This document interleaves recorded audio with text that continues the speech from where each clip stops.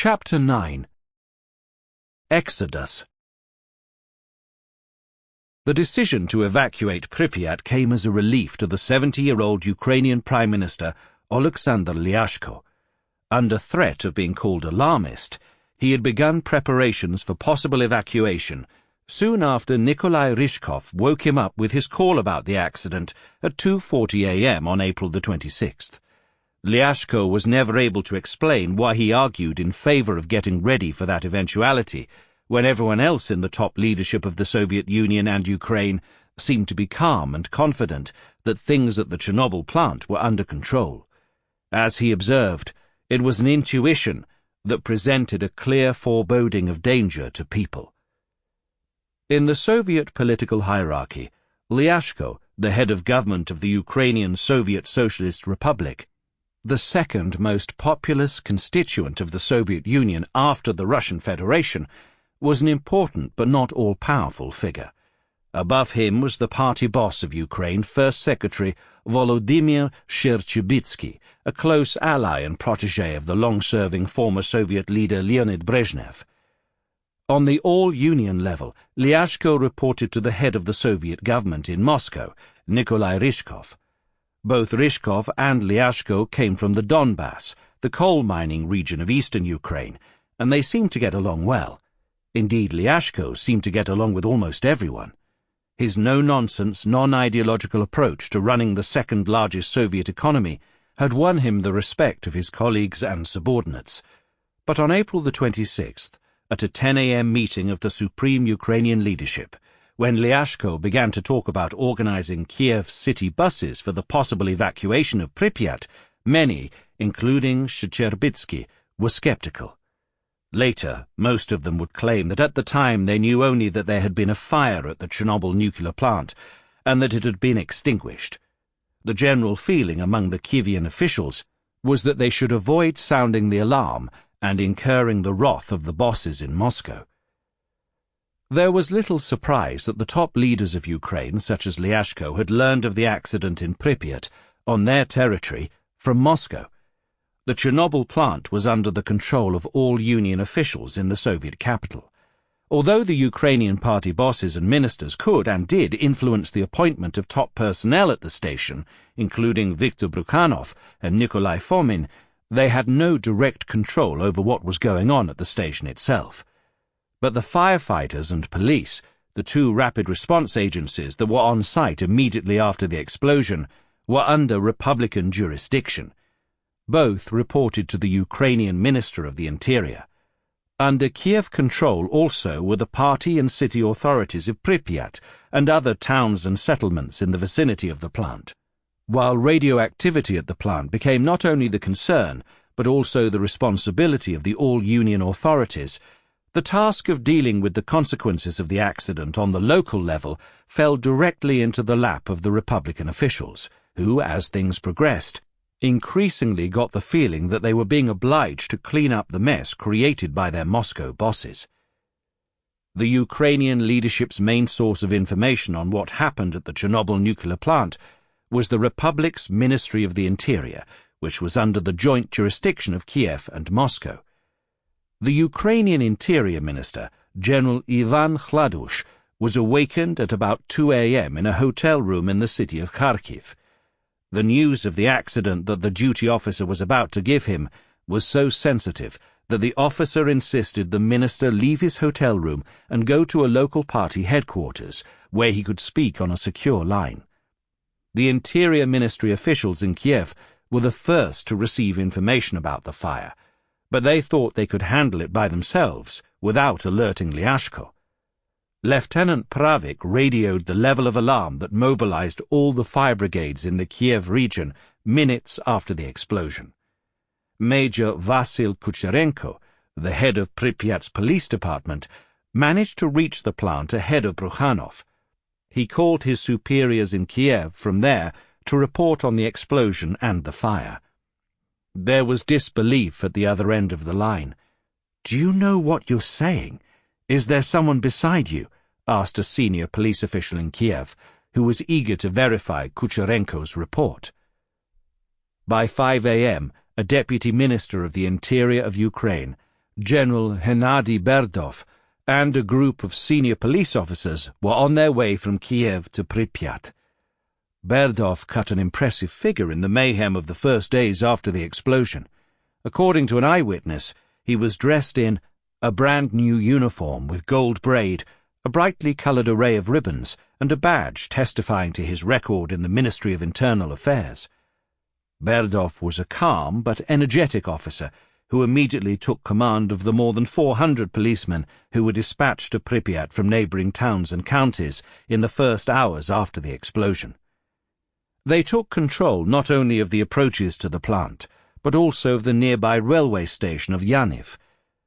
There were not only sergeants, but also lieutenants, captains, majors, and colonels manning police patrols. Berdov was exposing himself and many of his subordinates to dangerous radiation. But in the first hours after the explosion, few of them guessed that they were dealing with something more than a regular technological disaster, with fire constituting the main threat to human life and public order. The first Deputy Minister of the Interior, Vasil Durdinets, who took charge of the ministry's actions in Kiev, later recalled that he knew nothing about heightened levels of radiation until midday on April the 26th. The civil defense authorities in Kiev were silent. Earlier that morning, when Serafim Vorobev, the head of the Civil Defense Department of the Chernobyl nuclear plant, finally reached those authorities on a civil defense line, the first question he heard was whether the fire had already been extinguished. "What do you mean, fire?" exclaimed Vorobev. "There's a general accident here. General! The population has to be informed." The Kiev official shouted in reply, "Alarmist! Think of what you're saying. They'd have our heads for such a report." Vorobev kept insisting on the seriousness of the accident. "The DP5 instrument, dosimeter, is off the scale, more than 200 Rontgens per hour." He was rebuffed. The record of incoming reports was later falsified to make it appear that Vorobev had called the Kiev Civil Defense headquarters later than he actually did. Premier Alexander Lyashko recalled that when a civil defense unit was dispatched to Pripyat, its members simply did not have the right equipment to measure the radiation levels. Around 9 a.m., Durdinets, who had spent most of the night in his office at the ministry, called the leaders of the Republic to inform them of the previous day's developments. The report on the Chernobyl accident happened to be one of many items on his agenda. Valentina Shevchenko, the chairwoman of the Ukrainian Supreme Soviet, the nascent Republican Parliament, which at that point served as a rubber stamp for the party authorities, and a member of the Republic's Supreme Leadership, alleged later that Durdinets had mentioned Chernobyl at the very end of his brief summary. He told her that there had been a fire there, but it had been extinguished. On the following day, the report from the Republic's Ministry of the Interior to the Central Committee suggested that the fire had been put out by 8 a.m. "And what about the people?" Shevchenko had asked the Deputy Minister. "Nothing special," came the answer. "Some are celebrating weddings, others planting their gardens, still others fishing on the Pripyat." Shevchenko immediately called Prime Minister Lyashko, who was in his office discussing the situation at the Chernobyl plant with one of his deputies. He had already ordered the mobilization of transport for the possible evacuation of Pripyat.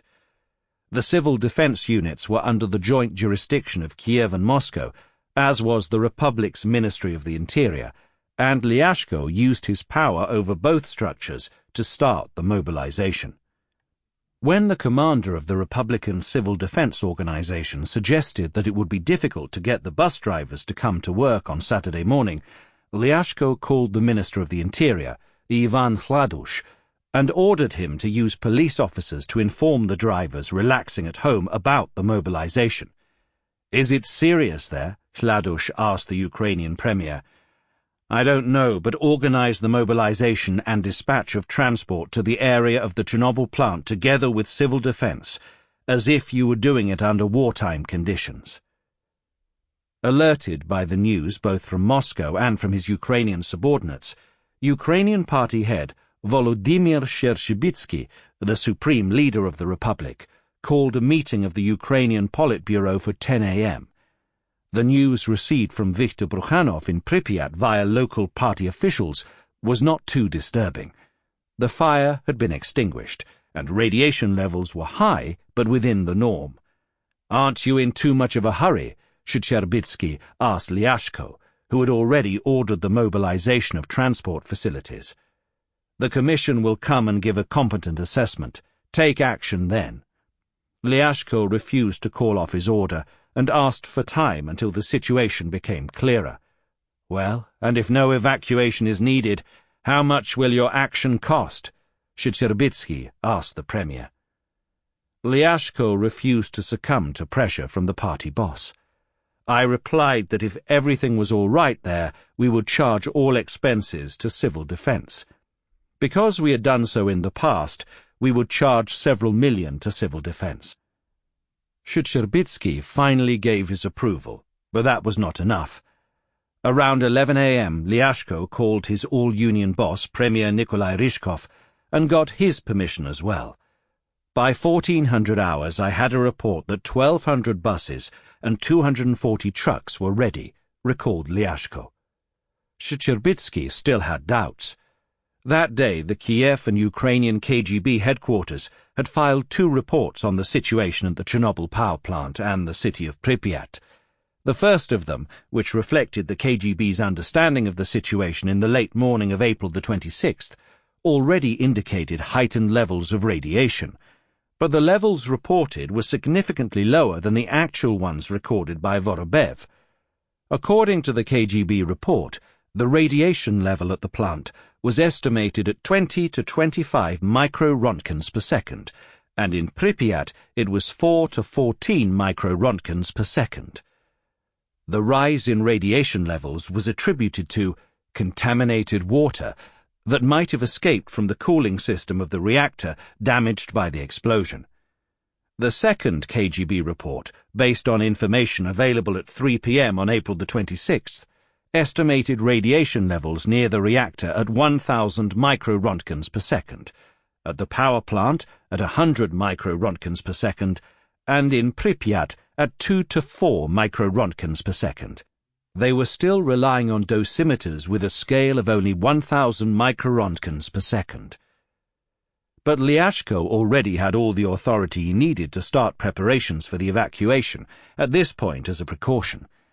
Judging by reports submitted to the Ukrainian Party's Central Committee, the order to begin the evacuation came at 8 p.m. on April the 26th. Columns of buses and trucks began to assemble along the rural routes of the Chernobyl district that evening. 2 trains were ready to take passengers at the nearby Yaniv station.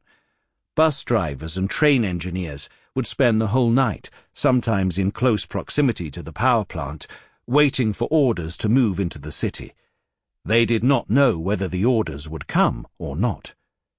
At the first session in Pripyat of the government commission summoned by Mayorets on the evening of April the 26th, General Berdov had reported that buses were ready in case evacuation was called for, only to be rebuffed as alarmist. A few hours later, the members of the commission saw the reactor awakening and sending radioactive fireworks into the sky around Pripyat. The tone of the conversation changed, and sometime after 10 p.m., Ukrainian Prime Minister Lyashko received word that the Commission, now with Boris Chicherbina participating, had concluded that the reactor was damaged and that there was a threat of further radioactive contamination. It would take the all-union authorities a while to give the final go-ahead for starting the evacuation. Lyashko was on the phone with Pripyat throughout the morning of April the 27th to make sure that the evacuation was actually taking place. By 2 p.m. he finally got word that the evacuation was about to begin. He was no longer an alarmist. He had turned out to be right. The evacuation was necessary, and now the government commission was ready to carry it out. As the party and city authorities debated the question of evacuation, residents spontaneously began to leave the city en masse. The first to leave on the morning of April the 26th were the wives and children of the firefighters. Their husbands and fathers had paid the high and sometimes ultimate price for the knowledge that what had happened at the power plant was not just a fire. It was a nuclear explosion that had released invisible waves of radiation that incapacitated and killed without warning or mercy. Volodymyr Pravik's parents could not refuse their son when he begged them from a hospital ward to take his wife and daughter out of Pripyat as soon as possible. From the Pripyat hospital they went directly to Pravik's apartment, put his wife Nadika and 1-month-old daughter Natalka into a motorcycle sidecar, took them to the railway station, and got them on a train speeding away from Pripyat. The next to leave Pripyat were the firefighters themselves, especially those who had suffered the most from radiation poisoning. Leonid Shavre, the firefighter who had reached the nuclear plant in the same truck as Lieutenant Volodymyr Pravik, realized that there was something unusual about the fire he was trying to keep in check only after 5 a.m. on April the 26th, when he was allowed to leave the roof of the turbine hall, where he had spent most of the night. He lit a cigarette and suddenly felt a strange, sweet taste in his mouth. "What sort of sweet cigarettes are these?" he asked his fellow firefighter. Pravik had complained even earlier about the strange taste in his mouth. The medical personnel provided them with potassium iodide pills and water to wash them down. It was then that Shavre began to vomit. It was impossibly revolting, he recalled. "I wanted to drink, but drinking was impossible. I felt nauseous immediately." The medics wanted him to go to the medical center, but Shavre refused. He went home instead, put his wife and young child in their car, and drove them away from Pripyat. In the late afternoon of April the 26th, when Leonid Shavre returned to Pripyat after leaving his wife and child with relatives in a nearby village, he went straight to the hospital to check on his fellow firefighters. Shavre's commander, Lieutenant Pravik, was looking out of a window, his face swollen. "How are you?" asked Shavre. "All right," came the not very assuring answer. "What about you?" Shavre responded in the same tone. "All right, too." In general, he found most of his colleagues in good spirits. Pravik and others explained that they had been given intravenous medication and injections. They did not say much more. Shavre left for home, hoping to see his friends again the next day, but when he showed up at the hospital, they were already gone. It took the doctors a while to figure out the most effective way to treat their patients who were sick from irradiation. The first suggestion was to make them drink milk. "He needs milk, lots of milk," said a doctor to Lyudmila Inatenko, the wife of the firefighter Vasil Inatenko, who was among the first to be admitted to the hospital. "But he doesn't like milk," responded Lyudmila. "He will drink it now," came the answer. Together with Tetiana Kibenok, the wife of Lieutenant Viktor Kibenok, who was in the same hospital room as Inatenko, Lyudmila drove to the countryside to get milk. They came back with enough 3-liter jars to cure the whole ward, but Vasil Inatenko and others began to vomit after taking their first sips. Only then did the doctors who were treating the firefighters for gas poisoning try intravenous injections, most likely of nitrates, which appeared to work. Later that evening, Lyudmila could already see her husband standing near a window. Viktor Smagin, one of the reactor operators who had replaced Alexander Akimov and Leonid Toptunov on the night shift in the Unit 4 control room around 8 a.m., was brought to the medical center by ambulance 6 hours later, suffering from headache, dizziness, and uncontrollable vomiting. He began to feel much better after 2 hours of intravenous treatment. Smagin recalled that he had 3 bottles of liquid fed into him. Once off the intravenous feed, he wanted to go for a smoke. The patients had to leave all their clothes and personal belongings behind when entering the medical center, so there were no cigarettes around. But friends who came to check on those hospitalized were happy to help. One of them attached a bunch of cigarettes to a string that Smagin lowered from his second-floor window.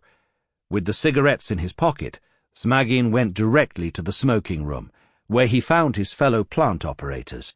They had been temporarily restored to a semi-normal state by the intravenous treatment.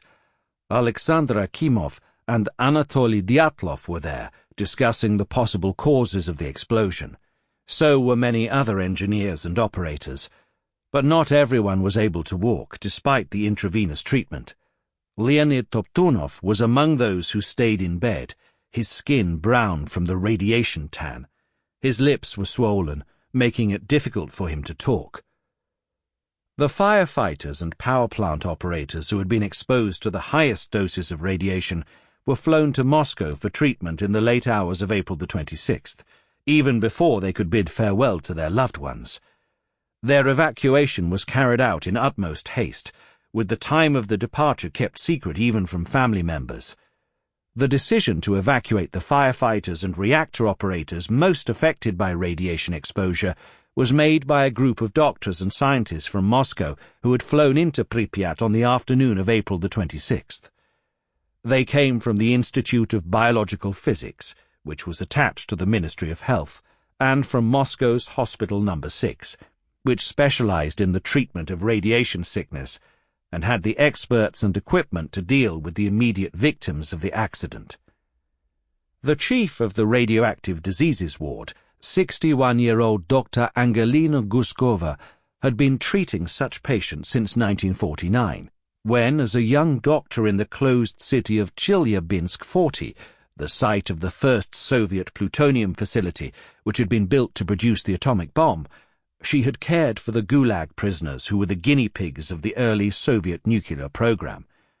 Now her doctors came to Chernobyl to treat the firefighters and nuclear plant operators. Guskova's doctors were looking for signs of acute radiation syndrome, which usually occurred in people exposed to more than 50 Röntgens of radiation. For measuring acute radiation syndrome, the doctors used units called grays. Grays are defined in terms of the amount of energy absorbed by the human body in a dose of ionizing radiation, with 1 gray being equivalent to 1 joule per kilogram of irradiated material. How it relates to REM differs according to the type of ionizing radiation involved. In the case of beta radiation, 1 gray is equivalent to 100 REM. It corresponds to 1,000 REM in neutron radiation and to 2,000 REM in alpha radiation. Depending on the units of measurement of radiation and its absorption and impact on the human body, signs of acute radiation syndrome start with a one-time exposure of 50 Röntgen or more and absorption of 0.8 of a gray of ionized radiation.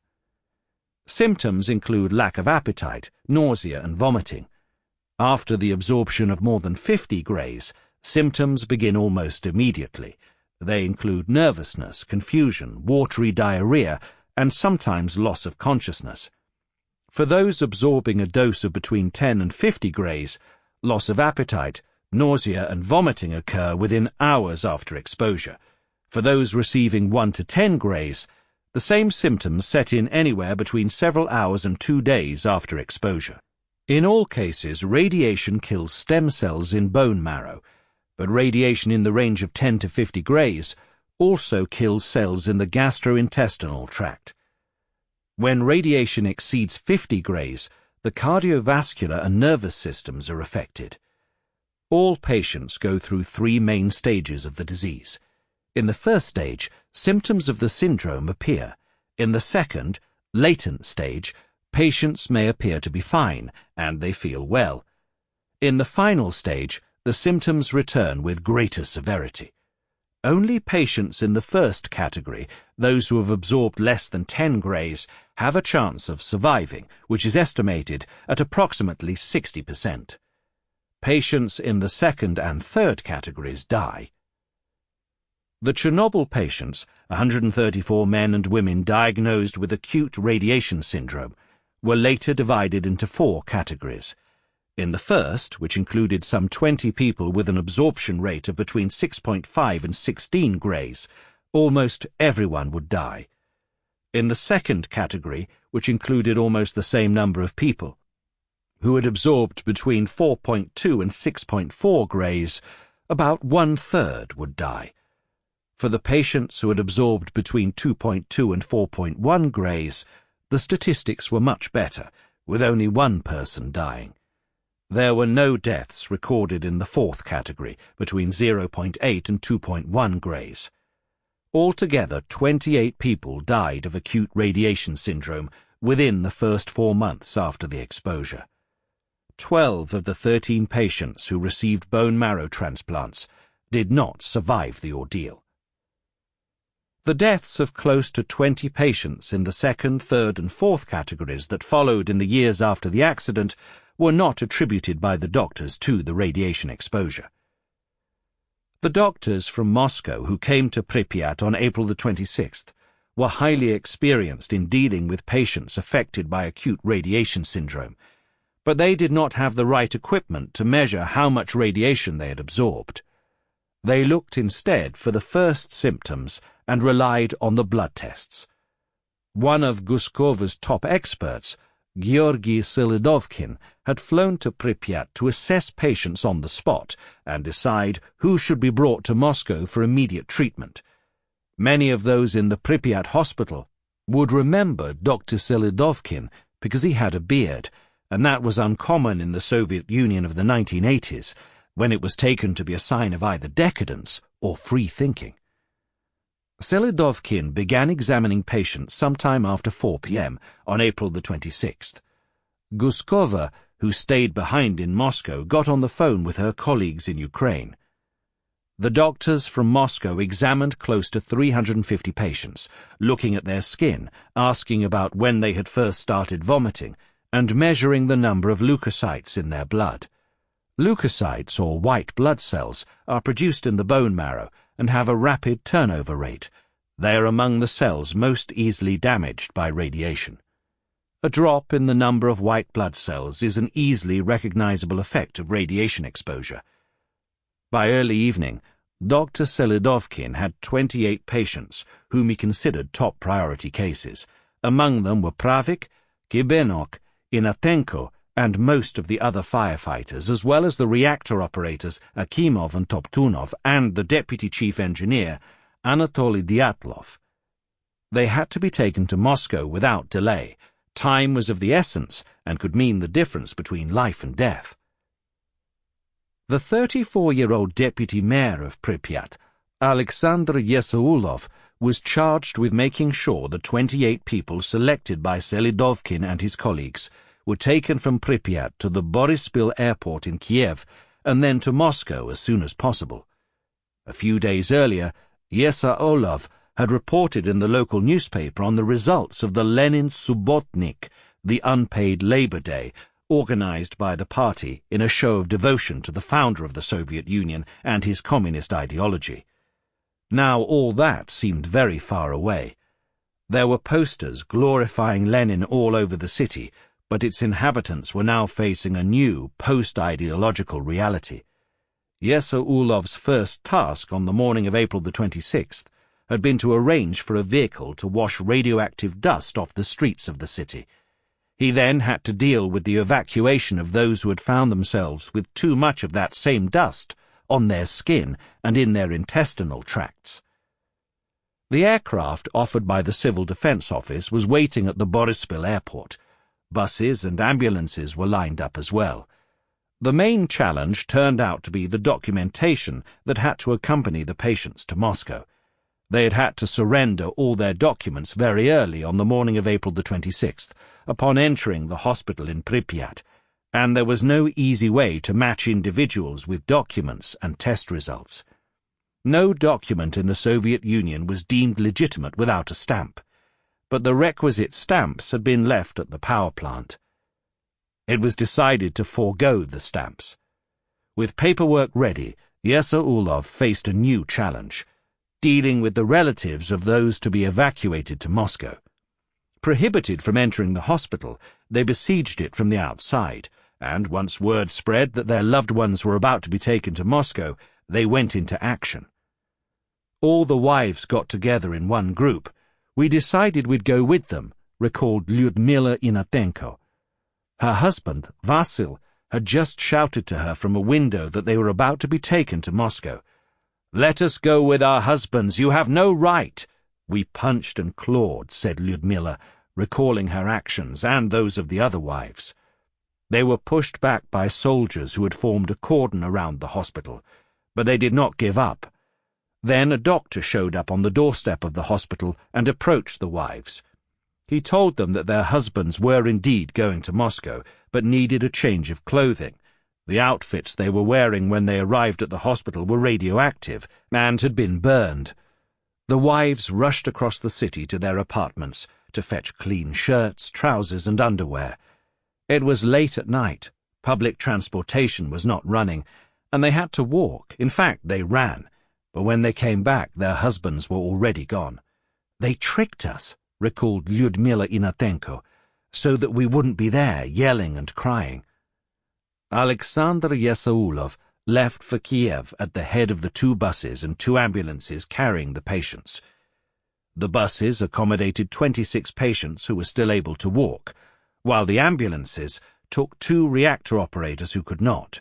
Hot water and steam burns covered more than 30% of their bodies. On reaching Kiev, they drove along its main boulevard. Khreshchatyk, an incongruous group of men in pajamas looking out the windows of buses that Kievans, still unaware of what was going on in their backyard, largely ignored. The buses headed for Boryspil. They arrived soon after 3 a.m. on April the 27th. A few hours later, ambulances in Moscow, their interiors covered with plastic to prevent contamination, collected the Pripyat patients at the airport and delivered them to Guskova's Hospital No. 6. The doctor, who had cut her teeth on prisoners of the Gulag, was ready to start her job. Yesaulov had carried out his task, starting the evacuation of his city. On the way back home to Pripyat, he passed hundreds of buses heading there as well. The evacuation of the entire city was about to begin. The columns of buses, which had been waiting on the roads between Chernobyl and Pripyat for hours, absorbing high levels of radiation, began to move at 1:30 a.m. on the morning of April the 27th. Levels of radioactivity in the city were rising quickly. On April the 26th, radioactivity had registered in the range of 14 to 140 millirontgens per hour, but by about 7 a.m. on April the 27th, it had risen to between 180 and 300 millirontgens. In some areas close to the nuclear plant, it had jumped to as many as 600 millirontgens per hour. The original plan had been to begin evacuation on the morning of April the 27th, but the decision was made too late to meet the deadline. It was decided instead to start the evacuation in the early afternoon. To many citizens of Pripyat, the evacuation came not as a surprise, but as long-awaited relief. Intercity telephone networks had been cut, and the engineers and workers at the nuclear plant had been prohibited from sharing news of what had happened with their friends or relatives. But the family and informal networks that had always served Soviet citizens better than state-controlled media were active. Rumors about the accident at the power plant had begun to circulate in Pripyat a few hours after the explosion. Lydia Romanchenko, an employee of a Chernobyl construction firm, recalled, "Sometime around 8 in the morning of April the 26th, a neighbor called me and said that her neighbor had not returned from the station. An accident had taken place there." That information was soon confirmed by another source. "Our dentist friends said that they had all been awakened at night because of an emergency and summoned to the clinic, to which people from the station were taken all night." A good Samaritan, Romanchenko decided to share the news with her own friends and family. "I got in touch with my neighbors and close friends right away, but they had already packed their bags that night. A close friend had called and told them about the accident." The city of Pripyat was slowly awakening to the reality of the disastrous accident in its midst. Lyudmila Kharitonova, a senior engineer in a construction firm, was on her way to her country house, a dacha in the neighborhood of Pripyat, when she and her family were stopped by police. They had to turn back to the city, where they saw foam on the streets. Roads were being treated with a special solution by water trucks. In the afternoon, military personnel carriers appeared on the streets, and military planes and helicopters filled the sky. The police and military were wearing respirators and gas masks. Children returned from school where they had been given potassium iodide tablets and were advised to stay indoors. We began to be more alarmed in the evening, remembered Kharitonova. It's hard to say where the alarm came from, perhaps from inside ourselves, perhaps from the air, which by then was beginning to take on a metallic smell. A rumour began to circulate that those who wanted to leave could do so.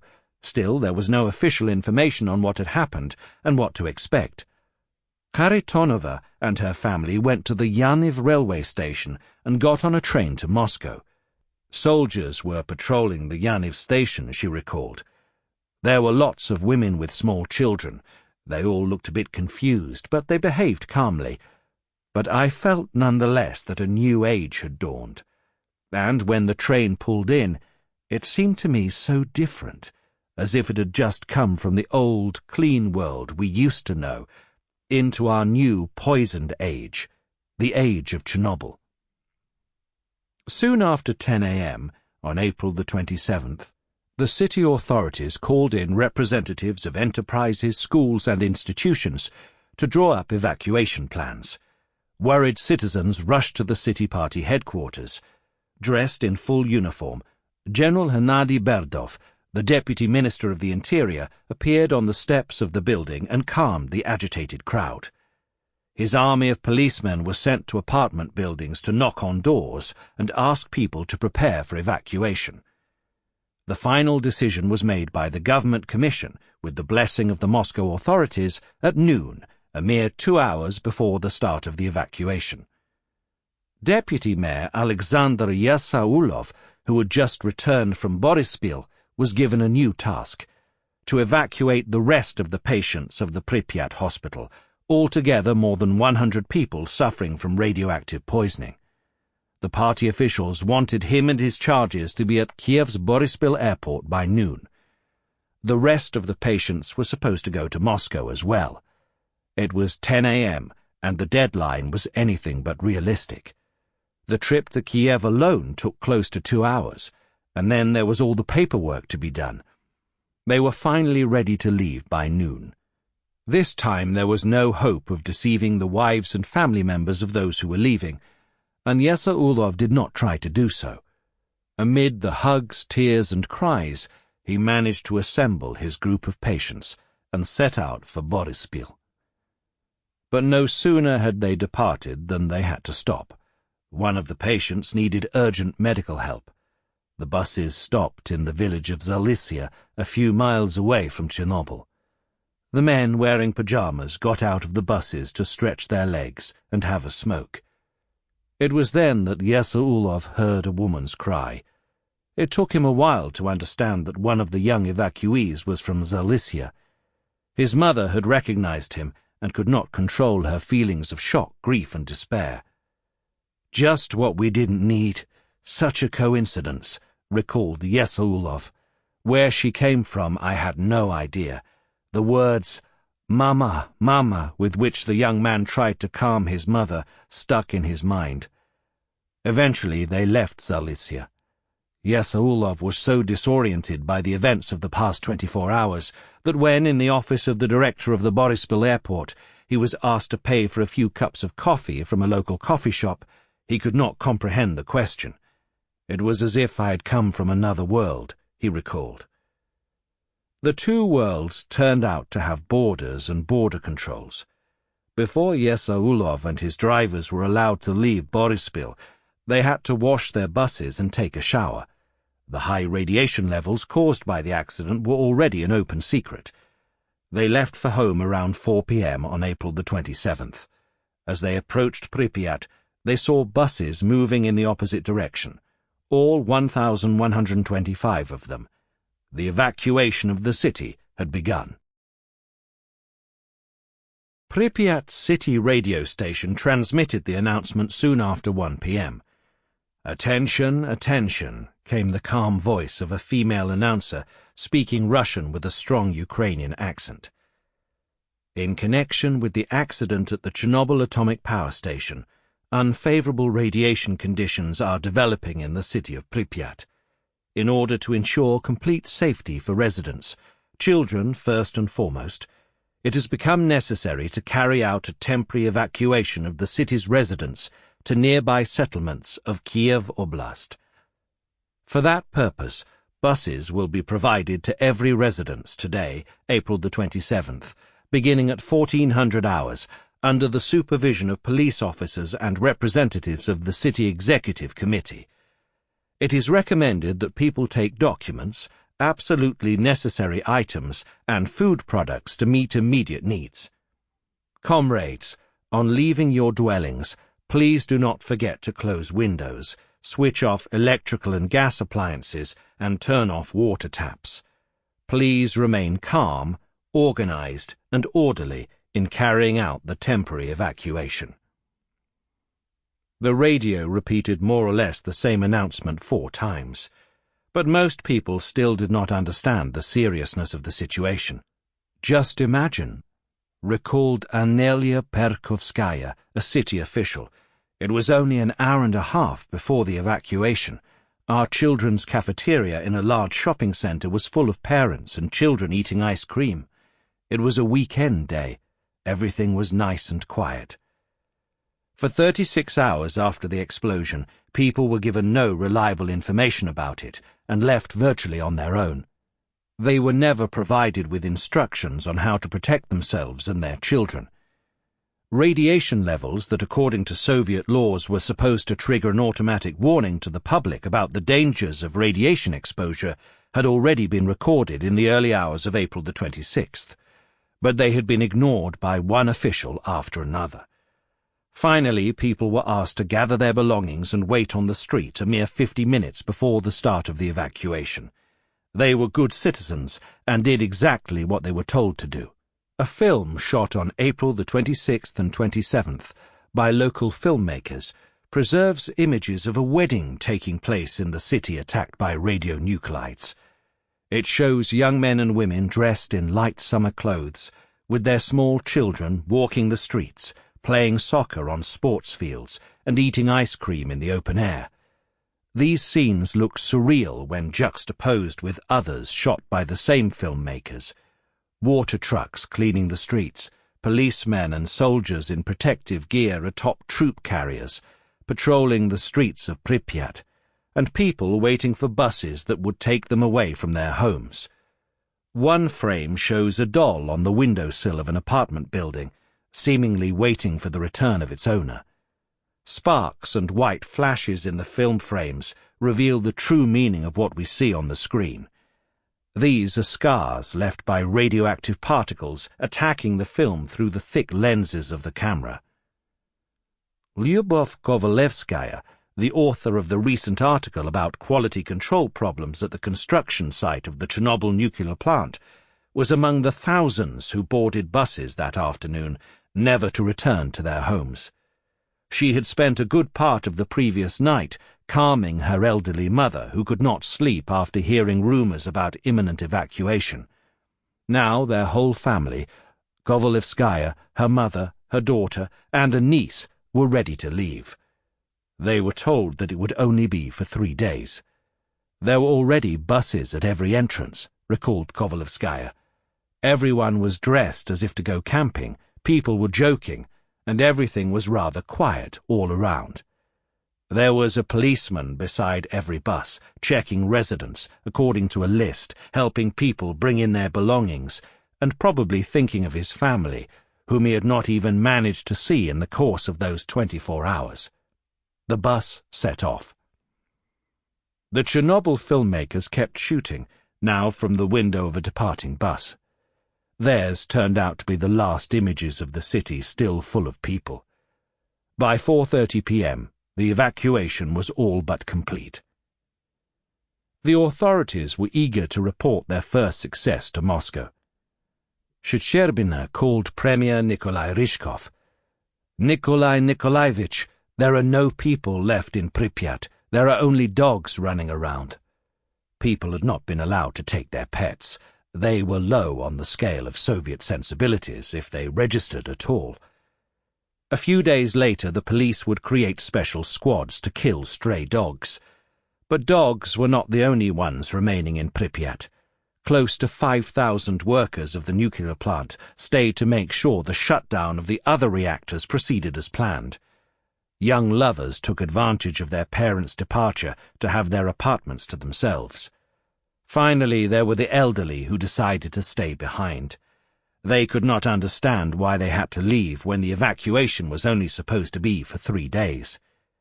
"We had to convince people," recalled the Ukrainian Interior Minister Ivan Hladush. He was generally very proud of how well his people had carried out the evacuation. The next day he reported to the Ukrainian Central Committee that altogether 44,460 individuals had been evacuated and moved to 43 nearby settlements. "We took people to the villages," he remembered. "We took over clubs and schools and lodged people in apartments of local residents. Everyone had an understanding attitude." Valentina Brukhanova, whose husband, the Chernobyl plant director, had stayed in Pripyat, was evacuated like everyone else and ended up in one of the villages of the region. Newspaper reporters found her there a few days later, working on a cattle farm. The KGB officials informed Ukrainian party authorities that of the evacuees who had moved to the towns and villages of the nearby Chernihiv Oblast on their own, close to 1,000 people altogether, 26 had been admitted to hospitals with symptoms of radiation sickness. The KGB was busy curbing the spread of panicky rumors and unreliable information, but it could do nothing about the diffusion of radiation. The evacuees brought not only their irradiated bodies to their temporary homes, but also their contaminated clothing and personal belongings. With the evacuation of Pripyat and its nearby villages complete, the buses returned to Kiev. They were assigned to their regular routes, where they spread high levels of radiation around a city of 2 million people.